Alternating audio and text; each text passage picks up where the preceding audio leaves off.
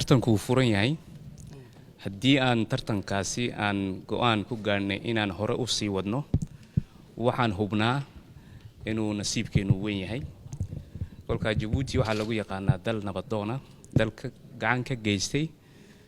iyo kaalin weyn sida gobolkeeni loo dajiyo ciidana fara badan oo calankii qaramada midoobay ay wata ayaa ka hawlgalay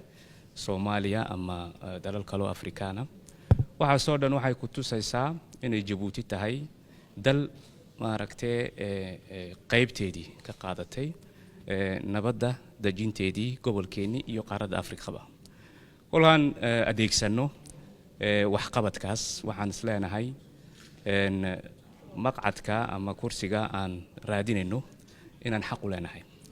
dabadeedna waxaad ogaataa Kenya laba goor bay ku jirtay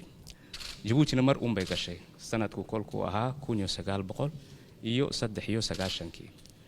kolka haddii mabaadi'dii la adeegsanayo la isleeyahay dalalku xajmigoogu intuu doona ha noqdo awoodoodu intay doonto gaarsiisanaato xaq bay u wada leeyihiin inay golahaasi